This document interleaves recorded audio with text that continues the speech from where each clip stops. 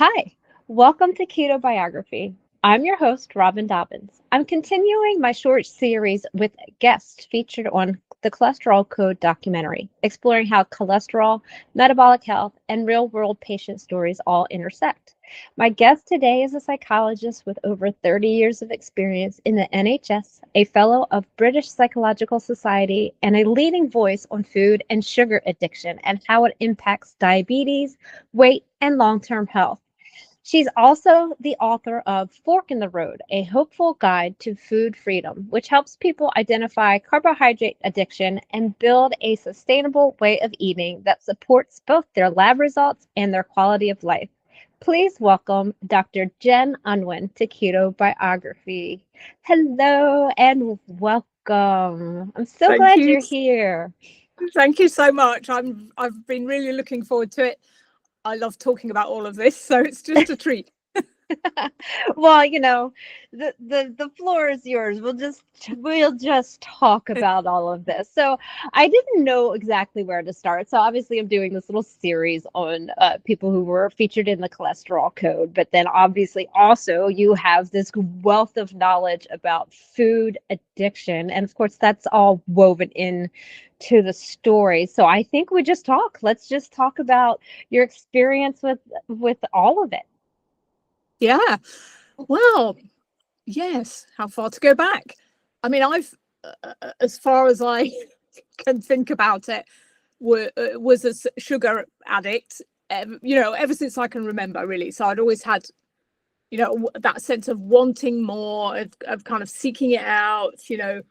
And then, of course, as I got older, there were consequences to that, around weight gain as a teenager, and then, a kind of lifelong struggle really with weight coming off, because I'm quite a determined person. I'm an organized person. I had a very successful career, as you've heard, lovely family, that I, as a psychologist, I couldn't understand why I had these ongoing struggles with not being able to control what I ate. And I followed the traditional advice, about having carbohydrates with your meals and fiber and low fat and, all of that stuff now, which I can see was, part of the trap that I was in. So, yeah, it was problematic, really. And then eventually, one way or another, I read a book about a low carbohydrate approach to weight loss. It was called Escape the Diet Trap, and it was by a British GP called Dr. John Briffer. And that would have been maybe 14, 15 years ago, something like that. So I'd had this lifelong history of weight loss, weight gain, struggles. And I read this book and it kind of made total sense. It was all about insulin, carbohydrate, how that's the fat storage. And then, that if you want to burn your own fat, you have to give up the carbohydrate. So that was, I'm reading away. I'm thinking, God, that is me. It's absolutely me. So I went all in, which is kind of my way. Went completely cold turkey on the sugar and the carbohydrates, and felt pretty awful for the first few days, but then felt amazing. Wasn't hungry, was losing weight, was feeling energetic. I just thought it was like a miracle in a way. But of course, if you're a food addict, it's only part of the miracle. But what came out of that whole thing was, because my husband David Unwin is a GP here in the UK, and he saw what happened, and we were having conversations about the science of it, and he was getting pretty despondent at all his patients getting sicker and sicker, more and more overweight, more and more medication, worsening type 2 diabetes. He'd just seen it over his career, just really exploding. So we decided to do a project together in his practice, helping patients with type 2 diabetes get into drug-free remission by changing what they ate, which, having kind of read the book and looked into it and done it ourselves, we thought, well, that it wasn't rocket science, really. It kind of makes complete sense physiologically. At that time, 15 years ago, that wasn't really, it's more known now, and it's, although it's still a bit niche, it's not as controversial as it was. we were surprised by how controversial that approach was, and we were, attacked. David was shouted down at conferences and criticized and told he was going to kill everybody because their cholesterol would go sky high, they were going to die of heart attacks and everything. So right from the start, we'd collected all this data. We had all this amazing data, and people who want to look into the papers that have come out of that work, all the cardiovascular risks improve. We've got so many people into either drug-free diabetes remission or just much improved diabetic control, weight loss, and that project's ongoing. So that was great that came out of it. People with food addiction like me, it's like any addiction, it's always trying to find a way back in. It's always got that sort of, it's really like a leaky boat, there's always a little hole somewhere where those sort of behaviors and thoughts and cravings are going to try and creep back in. And I think that's what's difficult for people about food addiction, as opposed to things like cigarettes or alcohol, which you can just quit entirely and avoid. So little advertising now for cigarettes, or you don't see them in the shops. People hardly don't smoke in restaurants. You can avoid it. You can not go to bars or have alcohol in the house, that kind of thing. Food, I mean, you have to eat, don't you? So it's always finding ways to get back in.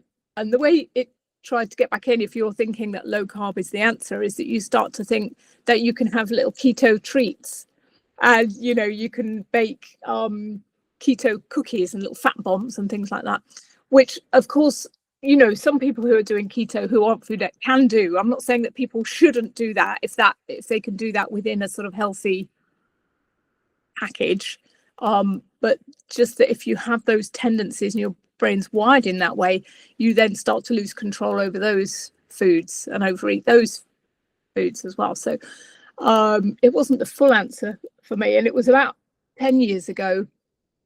I was on the Diet Doctor website, which people probably know about, and I heard Bitten Jonsson, who's a Swedish registered nurse who's specialized in sugar addiction, much of her career.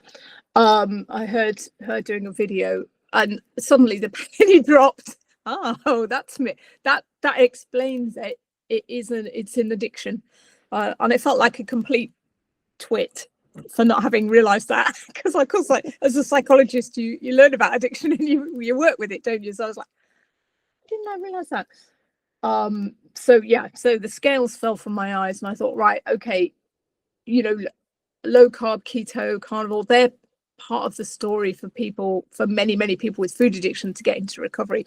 But you also need to understand that it is an addiction, because then you have to be 100% abstinent from your own personal sort of drug foods, if you like. So I guess that's been my journey, was decades of struggle, then finding a sort of restricted carbohydrate way of eating as very good for controlling cravings and having improved energy and reduced hunger, but then having to understand the addiction piece as a separate piece of understanding. And then I've got, as you said, very passionate about the science of that, sharing that, campaigning for the fact that we need to get this condition recognized, because there are so many millions of people out there who don't know that that's their struggle, and who like me, go through these cycles of weight loss and weight gain, and never seem to sort of find their peace around their food and their eating. And then the cholesterol bit, which was super interesting, is that let's unpack one thing at a time. So you asked me about later. Yeah. I told you everything we would talk about, but you do not have to go through it in a 30-second everything out. No, this food addiction piece, and I'm so glad that you bring it up, because that's the thing. Like, you have these people who are like, you can eat this, it's a keto thing, like the macros are all correct, it has some sweetener in it, but it doesn't affect you, and it doesn't affect your blood sugar. It doesn't affect your blood sugar. You'll be fine. It's fine. And I think it just gets very overlooked that there is an addictive property that people are fighting. And I feel like a lot of the people who say, well, it didn't work for me, haven't been able to recognize that that's part of the problem. And of course, that's part of the process. You have to recognize you have a problem. So how do you describe what food addiction looks or feels like to an individual? Yeah, it's great point. And I think you're right. I think many people, try every regime under the sun. I mean, that's one thing that you're looking out for. Have people, repeatedly tried various kind of regimes and then, not being able to maintain it. And as you say, people often go, oh, well, I tried low carb and well, I felt awful because they didn't give it long enough, or, B, it worked for a while, but then it's too restrictive, or whatever the kind of language you're going to use. But then they, they feel that was the fault of the approach, rather than recognizing that actually the fundamental problem was these, as I say, this kind of leaky boat where the cravings and the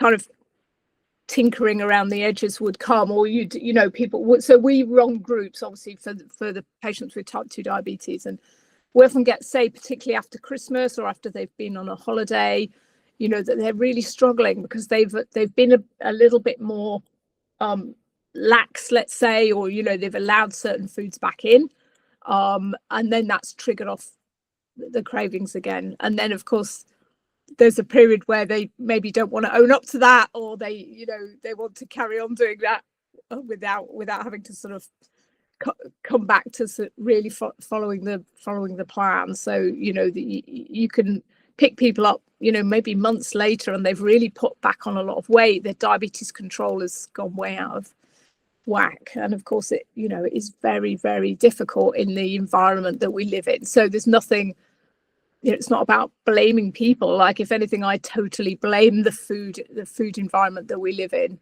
and trying to take away that self-blame, but saying that once you have this information and once you know this about yourself, it's not your fault, but it is your responsibility to build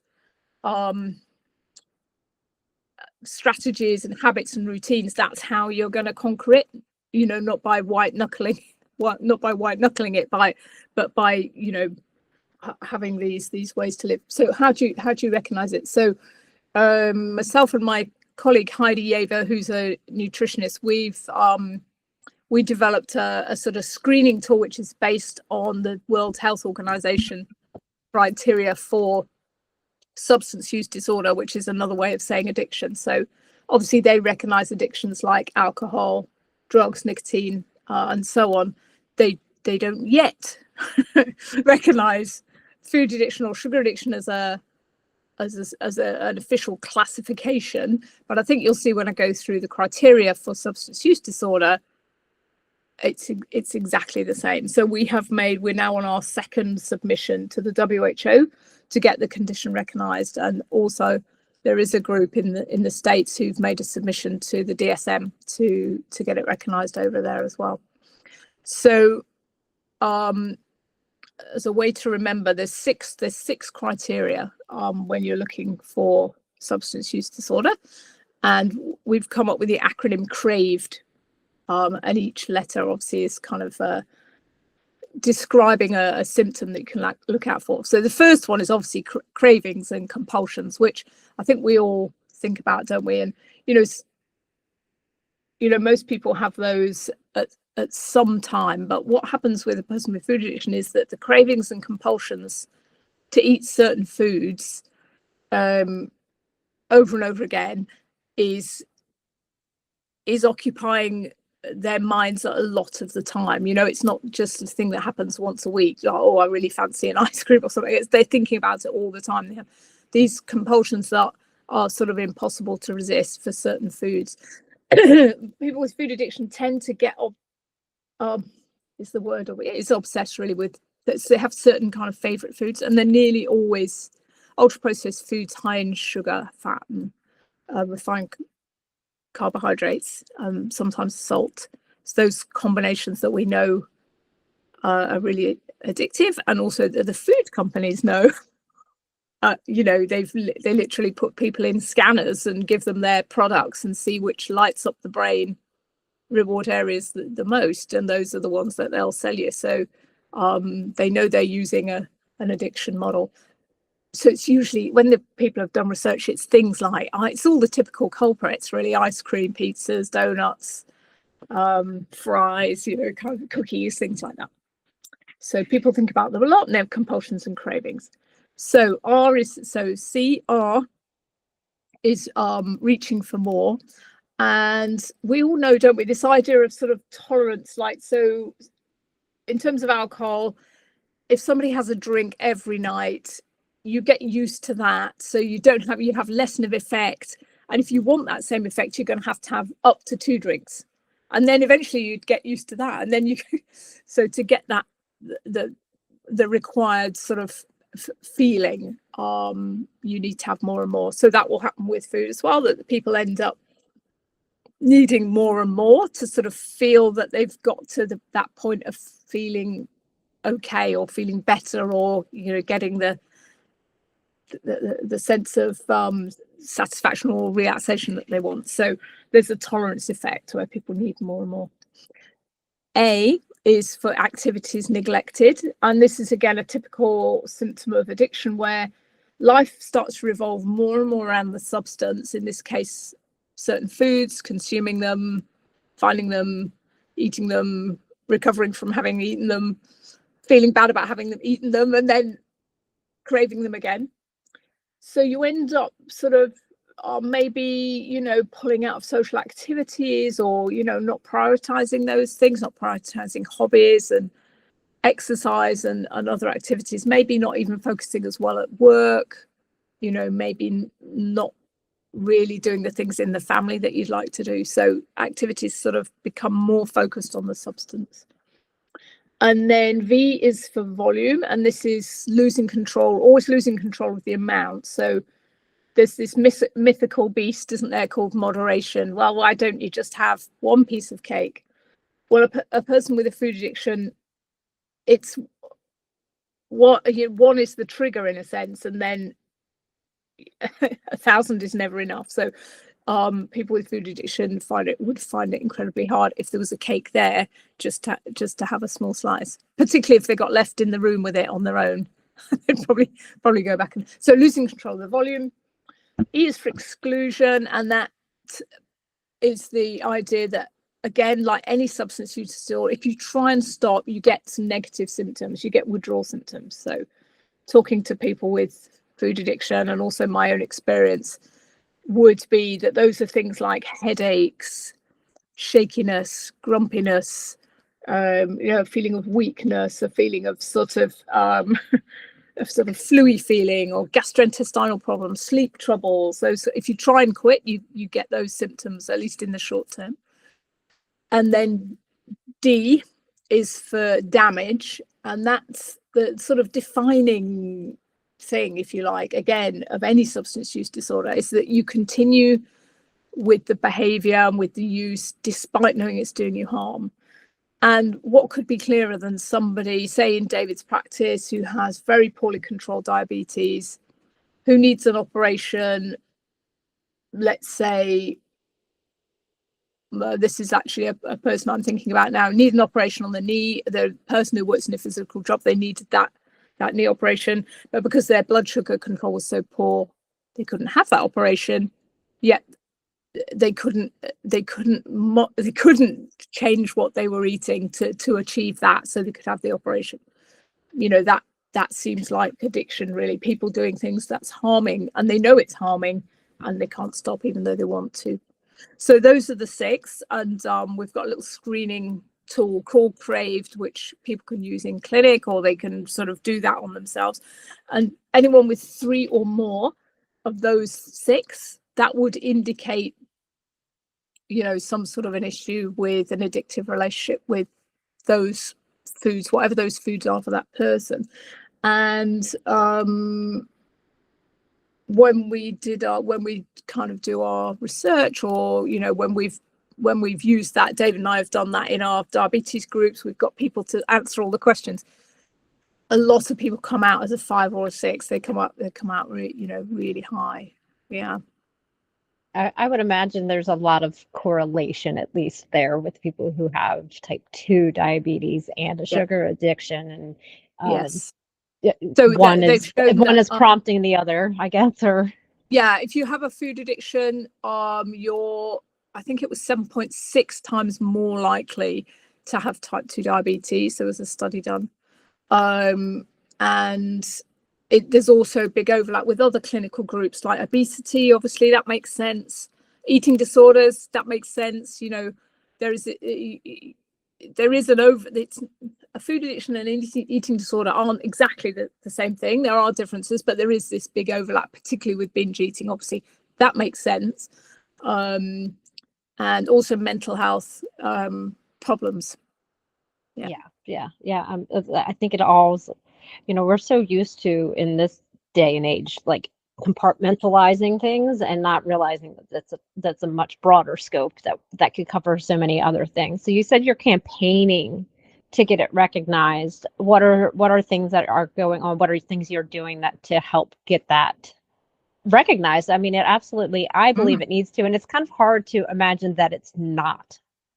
I mean, especially in the world that I live in. I mean, I know that if I lick, I bake. I love to bake, and I'll bake for my children. I've never made them eat the way I eat, but I wish I did. But anyway, that's a different story. So that's another story. Yeah, that's a different story. I was baking for my kids. I was like, well, at least I know what's in it. If I bake it, I know what's in it, and it would make it. It's still a cookie, but it was the best. But I would lick my finger, and it would just ping all kinds. It's just bouncing around in my brain. So I just had to teach myself to stop licking my finger and just go wash my hands. So it just seems like it's very much like, to me, a no-brainer that this is definitely some sort of addiction. I can't control this. And so it's mind-boggling that it's not a recognized addiction. Yeah. I mean, I think it will come. I mean, I think, with all the it seemed more impossible a few years ago, but now I think the narrative is changing. We all know the dangers of ultra processed food. It's kind of coming out of the woodwork, just like with cigarettes. It seems to be sort of following that same trajectory, if you like. So I'm pretty hopeful, actually. I think the thing is, there's just so many vested interests in it not being recognized as addictive. That's what we're fighting against. So it doesn't mean it isn't possible to get there, but there's a lot of reasons for it not to be recognized. So what are we up to? So in 2021, we thought, oh well, we'll just have a go. So we gathered all the literature that we could find, and got a lot of sort of expert support, and put in an application. Waited a few months, and then we weren't surprised really that actually it was rejected. But we thought, whatever happens, we're going to learn something. And they said some points about why they didn't think it was at that point, going to be recognized. One was that there was very little consensus around the topic, which was probably true at that point. There was a lot of naysayers. It's not a real addiction and blah, blah, blah. But the world has moved on to some extent from then. There's been a lot more research. It's people like Nicole Avena who are doing sort of neuroscience, looking at the reaction of the brain, as you say, which we all know because we experience it in real time. But really looking at that in animal models and human models. We did a consensus exercise where we contacted all the experts that we knew, either in clinical practice or in academia and research. We got everyone together and it's like, what can we agree? So we thought, well, if the WHO say there isn't a consensus, we'll see if there is one. And there was a lot of agreement, actually. So we had 40 experts overall, and after several rounds of sort of refining what the statements were. We managed to get 38 out of the 40 to agree a consensus statement, which we can definitely, I can send you the links to. But basically, all of those people agreed that, you know, there was enough evidence for it to be recognised, you know, that although we haven't got much evidence yet on treatment, you know, that's starting to come, that it wasn't the same. Oh, the WHO said, well, it's already accounted for in the eating disorders and in obesity. And we were like, well, not really, because they don't exactly look the same. And there's lots of evidence that they're separate, you know, there's separate problems. So, yeah, the consensus agreed that they're related, but different problems. They're not the same. It's not obesity, because, you know, you can get normal weight and underweight people with food addiction problems. And what was the other criticism? Oh, the last point was, you know, it would create confusion, which we were like, you know, just because something creates confusion, if it actually exists, that isn't a reason not to do it. Then you know, you educate people, and you explain to people, and you do more research. Anyway, so then we've recently last year put in an updated submission, sort of answering all of those criticisms and citing all the, I mean, it's just exploding, the research in the area. So there was a lot more stuff we could cite, plus we'd done the consensus, plus we'd actually done a treatment study, and we follow up people for 12 months. It was like an online group study, and we published, that was the first ever dedicated treatment study of food addiction. But we got like just the most amazing outcomes. I think there was 62% in remission at 12 months, massive improvements in those symptoms that I talked about. We used the Yale Food Addiction Scale, which is you know, a recognized scale as well. Massive improvements in mental well-being, all sustained over 12 months. So, and there's been other studies since, like Trochalagens gathered data. Another colleague in the UK, Ellen Bennett, has published data as well. So it's all coming through now. So, you know, whether they still reject it this time, I don't know. But I think we're just, the weight of evidence is coming on our side, and the general public totally recognize that it's a thing. If you ask them, you know, do you think certain foods can be addictive, they will say, well, yeah, you know, clearly. Yeah, obviously. Yeah, obviously, you know, that's why we're in this mess. Exactly. It really is. Well, you were talking earlier about food manufacturers. They know what they're doing. They're trying to hit that bliss point. They're trying to hit that in your brain so that you want to go back for more. And it's, I mean, if the manufacturers can recognize that all they have to do is pull these things to get someone addicted, then it's the reason that it should be recognized. But I think the other thing that, you know, the new GLP-1 medications everyone's kind of going mad about, they're actually also, in a sense, although I don't agree with how widely they're being used, but they do back up the idea that it's an addiction, because they actually act in the addiction pathways. That's how they partly, you know, reduce people's cravings and appetites. And people talk about how the food noise goes off for the first time ever, you know, when they start taking them. So actually, that's actually in a way in our favor as well, because it does speak to an addiction model of eating. Yeah, that makes a lot of sense. And use the tools that are in front of you, whether you're totally on board with them or not. They're still there. Yeah.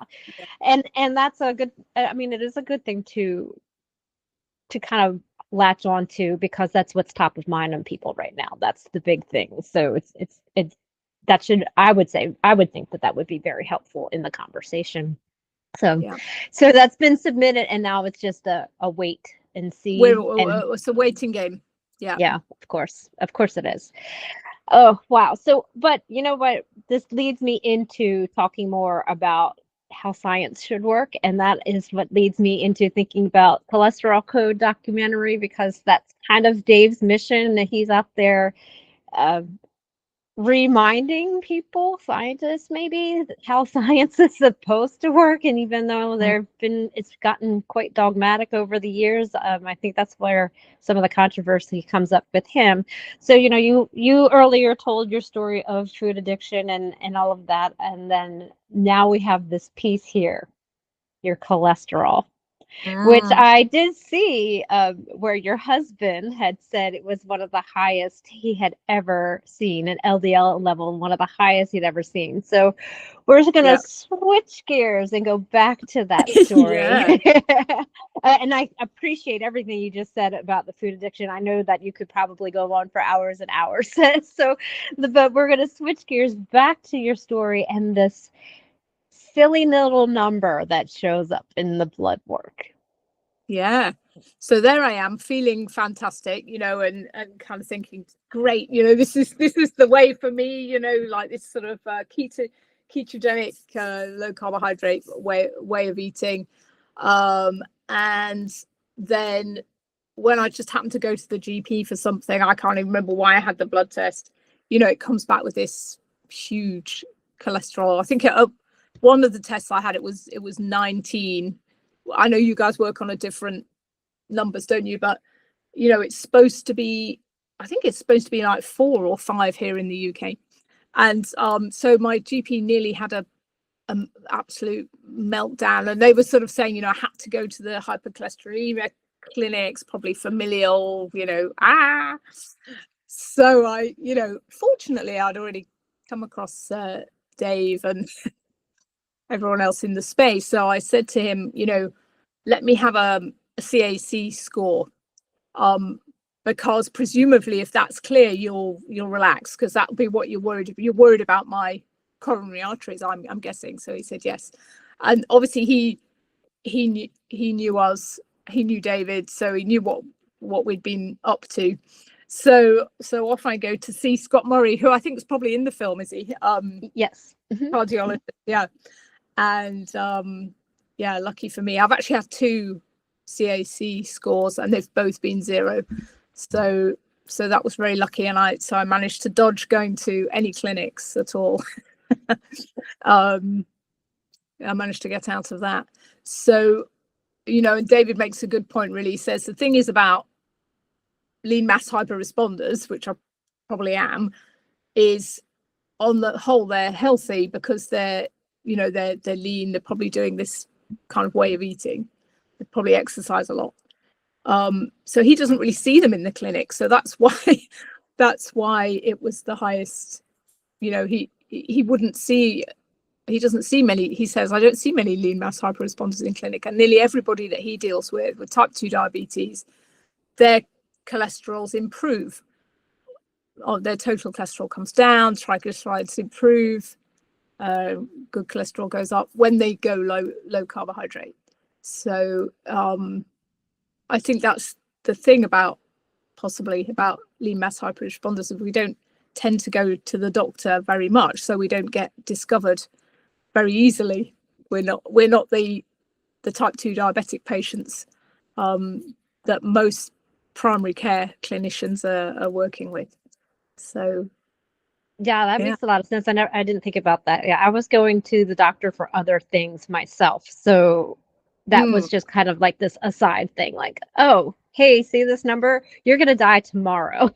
Yes, they're freaking out. Yeah, they're panicking, and it's exactly, it was the same thing for me, is that I had already known that Dave was out there like talking about stuff, so it's like, let me look into this before I also panic. But we create this panic in the offices, because this is what the doctors are taught. They're looking at that thing, and oh my gosh, this one number, but not taking into account anything else, your lifestyle, the other labs, you're feeling the best you've ever felt. You've Yes. managed to break through this addiction and that addiction noise Yes. that's in your head.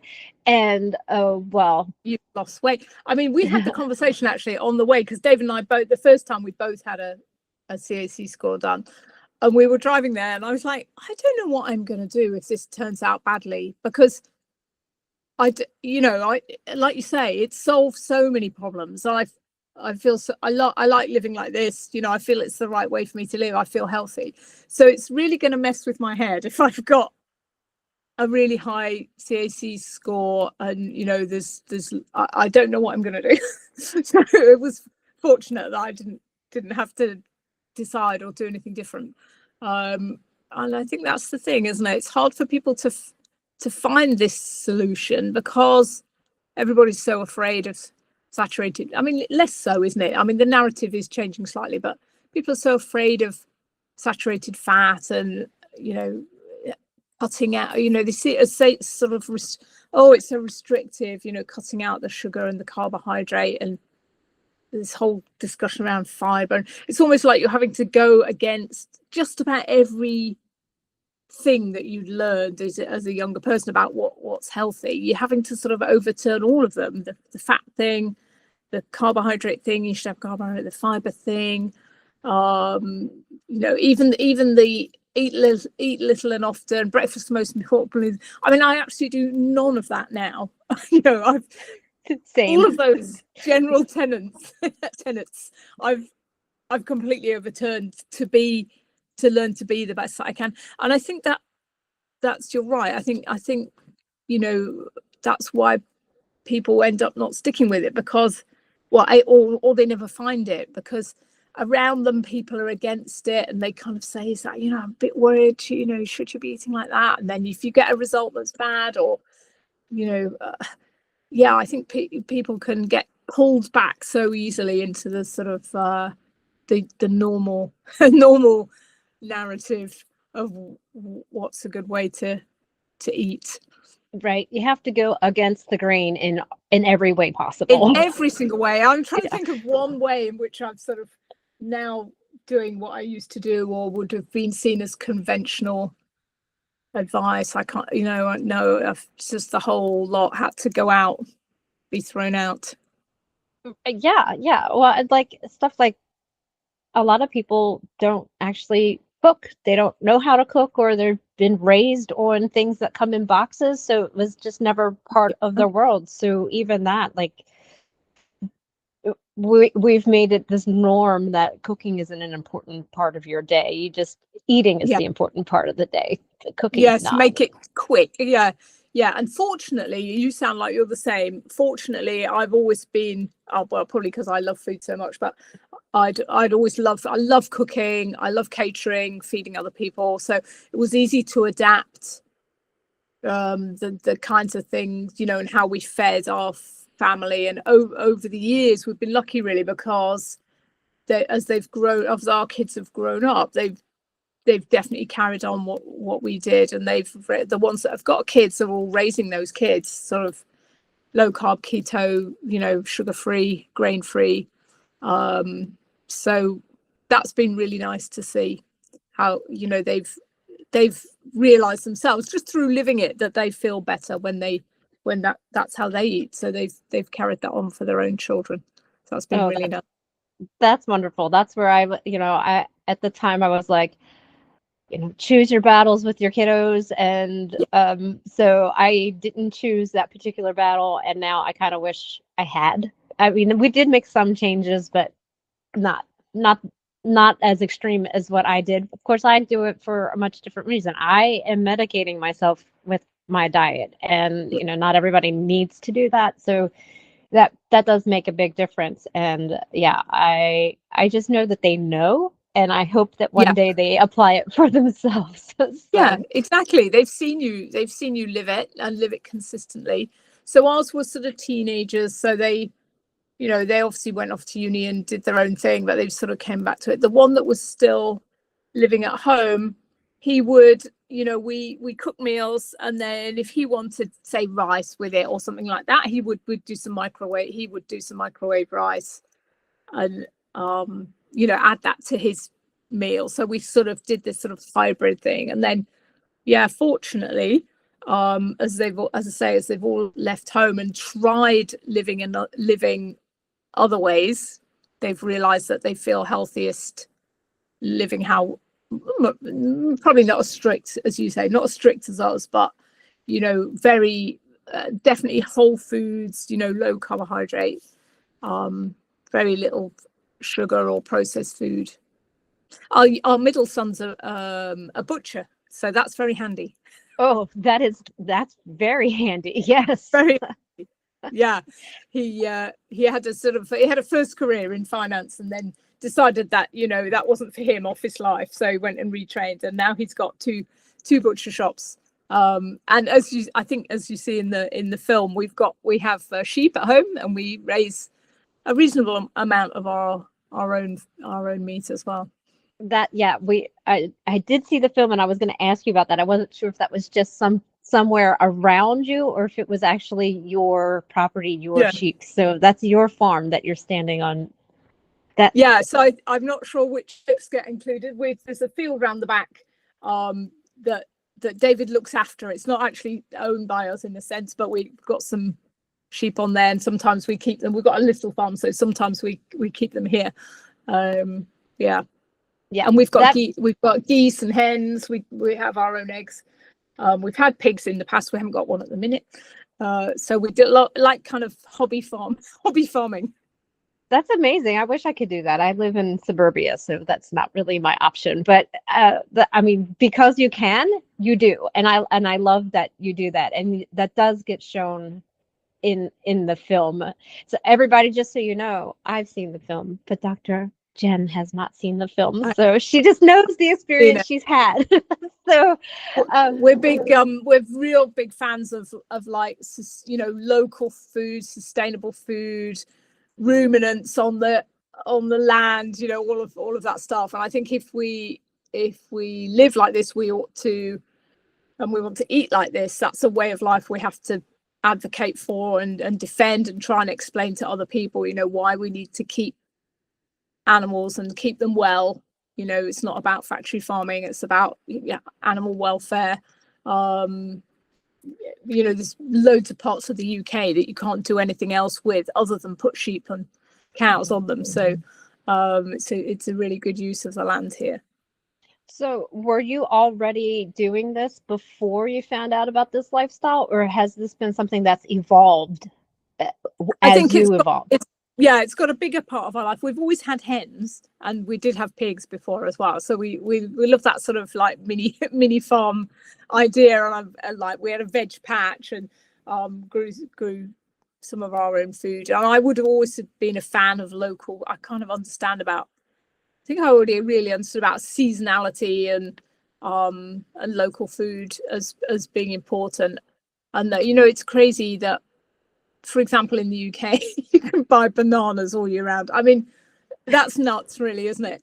Yes. Like bananas, like none of our ancestors ate bananas, and we certainly didn't eat them all year round. And that there's this sort of ubiquitous access to all kinds of foods that we wouldn't have had at certain times of year. Certainly in the winter. Things would have. I like thinking about things from an evolutionary point of view and what makes sense. Like it just doesn't make sense to eat bananas. Now I think that now I used to eat a lot of bananas because everybody said, oh, but banana is fruit. It's fruit, and I remember driving to work. I used to go in pretty early, so I would take a banana sandwich. I laugh at myself now. I would take a banana sandwich to work for breakfast. That was just pure carbs.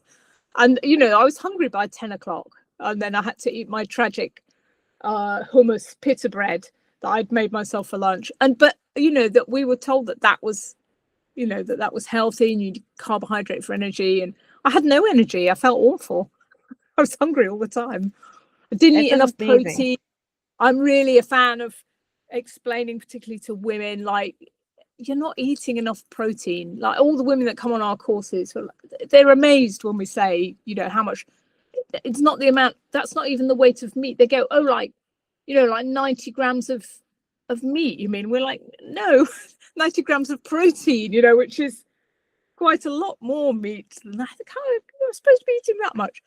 I think we've just, you know, the education has all been wrong. It's the protein that we need, and the you know, essential fatty acids from brains. You know, at the end of the day, food addiction is a brain disorder. So you've got to heal up the brain with the right nutrients. Part of recovery is eating the right protein, the right fatty acids to heal the brain. You know, it's not about restriction. Yes, it's about certain rules about what you eat and what you don't eat, and being really clear about that. Like, you know, if you're an alcoholic, you don't drink alcohol, so you're not going to be eating your drug foods. But it's really important not to be restrictive, because then, you know, then you'll be hungry, you'll be malnourished. You know, it's about getting that real good right amount of protein and fats every day, so that you're fueling yourself and you're repairing. I don't think people haven't sort of made this link about, you know, we're repairing our whole bodies all the time, trying to build muscle, replace things that are wearing out. And you know, we're not made of bananas. Are you sure? Sure. I'm pretty sure. Yeah. That's an excellent point. I guess in the beginning, when switching over in your diet, you're kind of fighting against the broken pieces that you've been building upon all this time. And you have to repair that before you start seeing those other things that, you know, we talk about all the time, like the light bulbs turn on, everything turns on. That's that, I guess, that process, if you're fighting against that and healing those pathways. I think so. I think it can take, you know, quite some time. Can't tell. I don't know what your experience was, but yeah, there's that sort of, maybe after 8 to 10 days, you are switching, your metabolism is switching over, and you do start to feel better. But I think it can take quite some time to really heal up, you know, the damage that's been done metabolically more widely, but also, you know, by a lack of nutrients, essential stuff that we need. Right. So what are your recommendations usually for people when they're trying this? Okay, so obviously, number one, if you're on medication, please ask advice. So diabetes medication, so if you're on anything other than just metformin, it's usually right just with metformin, but anything else, or blood pressure medications, please consult your healthcare professional. Yes, always. We're not giving medical advice here. We're not giving medical advice at all. And if you drop your sugars and carbohydrates drastically, or suddenly, then things like your blood pressure and your blood sugars will drop. It's just sort of physiologically correct. So we don't want anyone falling over or having problems, because if you're on blood sugar lowering medication and you drop the sugar, then you know you could really get into problems. So that would be number one. Number two is, and I think that's probably the best advice I got from the book that I read, was that you are going to feel rough. Expect to feel rough for about 8 days, actually, because otherwise you give up before you get to the promised land. And there are ways to make that a bit easier, like, for example, having a bit of extra salt. Because of the insulin thing, you're going to lose a lot of salt in the first few days. And I'm a migraineur, so it's important for me to have enough salt and fluid so that I don't get headaches and stuff. So, and that's probably the case for a lot of people. So you feel a bit better if you have a bit more salt. I would say, I think another thing that I really say to people with food addiction, it's not about restriction. So we're not initially focusing on weight loss, because then you're going to be restricting calories, and that makes it really, really harder. You don't want to be doing that. So you want to have enough protein and fat. And I would say, unless you're already doing intermittent fasting, you know, start with three meals and split the protein across, and, you know, get in this sort of regular, so you're not feeling hungry, but you're being fueled, and, you know, you're feeling good. You don't want to feel bad. If you want to do time restricted eating later on, you can do that.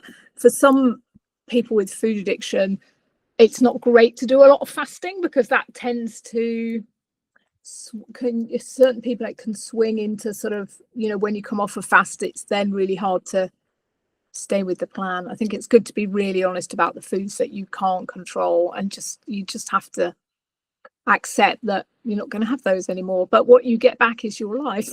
And you get, it's like what free do you want? The freedom to eat whatever you like. Well, that can be nice in the short term, but in the long term, it's probably going to lead to quite a lot of suffering. Or you can have guardrails around what you eat, so that you have the freedom to be engaged and energetic enough to do the things that you want to do in life, and do the things that are important with the people that are important, and not be distracted by thoughts of food and cravings and sneaking off to get ice creams and things like that. So, we each have to choose our hard, don't we? And for those of us with food addiction, yes, it's hard to try and be in recovery every day, but it does get easier the more you do it. And it means that at least you've got a life to live. You're not just living a life obsessed with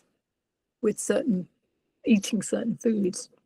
Yeah, I agree. I love it. I love how you say the guardrails, because people do think or that's the chatter about that being low carb is very restrictive. And I'm out here going, no, it's freeing. Like I'm free from what was going on in my head. It's certainly, yeah, but we got to fight all the other people that don't want us eating this way. So they're saying it's horrible. And but the guardrails concept is, I like that a lot, because there's things you can bump up against and put yourself back in line. But if you don't have those guardrails up, you could go off the deep end, and that would not be good. Yeah, and most of us do that at some point, particularly in the early days. You do, but I always say, well, it's a bit like riding a bike. How do we learn to ride a bike? You learn by falling off, right? So you cycle along for a bit, and then you fall off, and you think, oh, well, I need to not lean as far that way, so I'll get on and then go along a bit further, fall off the other way. Okay, I need to. So in the beginning, or if obviously we're susceptible to stressful situations in our lives, or stuff happens where you go off piste with your preferred guardrails, but you just have to get back on the bike. It's not your fault. It's just that then you want to make the choice again to do what's right for your own health and well-being, and get back on the wagon. That's also another great analogy. So many people, like, when they'll talk to me and ask me, how long did it take and all this stuff, and I'm like, I don't really have an answer for that, because it's so much trial and error. You do have to fall off the bike. If you never fall off the bike and everything's just easy peasy, then one day when you do decide to say, reward yourself or whatever, you're gone there, because you didn't have those experiences of getting back on the bike. And I love that. Well, I have absolutely loved this entire conversation, and I don't want to blow over your book, Fork in the Road, because I read that about a year ago. If I remember correctly, the proceeds to the book get donated to the charity. Yeah, they all go to the work that we're doing, campaigning and organizing conferences and that kind of thing. So you two are out there just getting it out there, just plugging away, getting it out there. And it's just such an important message, and it's good to know that there are the Unwins in the world that are doing this, because I'm just a person with a story and this microphone that wants to get the stories out there, but the knowledge to do research or the education, I don't have that. So I'm thankful for everyone out there who is able to do that, to help this get bigger and accepted. And all of this stuff is so very important. There's so many different things that need to happen, that I have to just kind of sit here and wait, just like Dave. Like, I know I have these numbers, but I'm treating my mental health with my food. I can just keep plugging away, but I know over here that the science is going on that can support my decision, and I'll be okay with that. And we need all of it to continue. So yeah, it absolutely takes a village, and I think there's so many good things happening. And you know, we need people like you that'll do this and get it out there. You know, yeah, everyone has their own part to play, telling their story. And you know, that's the most powerful thing of all. You know, if we ever speak at conferences and David puts up a slide and tells a story about an actual patient who's consented to share their story, those are the impactful things, because you know, other people will either know somebody or that's also their own story, and then they're inspired they think, well, if that person can do it, so can I. And that's even more powerful often than these research papers, which the general public are never going to read. We need both. We need all of that. We need that, and we need the stories as well. So thank you as well. Well, that is exactly, you just basically did my mission statement right there. That's exactly why I'm doing this, because the stories have such a huge impact. So and I did want to ask you one more thing before we go. What was your favorite experience while filming? It was just such a fun day, really. So it was fun to go and visit the sheep, obviously, but it was also fun to cook for the guys and cook some of our own, you know, happy meat. And then we had fun. We went over to the cardiology clinic where Scott Murray was, and we did some filming with them. So what I quite enjoyed hearing was Scott and Dave, I don't know if that survived the cut, but Scott and Dave really geeking out about, you know, when they were talking to each other about all the stuff that you just kind of go, I have no idea what you guys are saying, but it sounds very clever. I can't remember. It has been a year since I've seen it, but Jen Eisenhart, I don't know. She's all about the stories. I'm not sure how in depth with the geeking out part. I think she tried to geek out at a minimum to make the stories flourish and tell the whole thing. That maybe didn't take the cut. Make the cut. I can't remember, but it does. It fit the tracks. It sounds like that would be something that happened. So, wow. Well, thank you. I just really appreciate you taking the time and sharing everything. I know what you have to say is going to resonate with a lot of people, and it has already been resonating with a lot of people. And I can't wait for you to see the film. No. I'm excited. I think I'm probably going to sit in June at a Keto Live conference. I think they're doing a screening there. So, well, that'll be exciting. Unless I manage to see. I mean, I should probably organise one in the UK, shouldn't I? That would be the way to do it.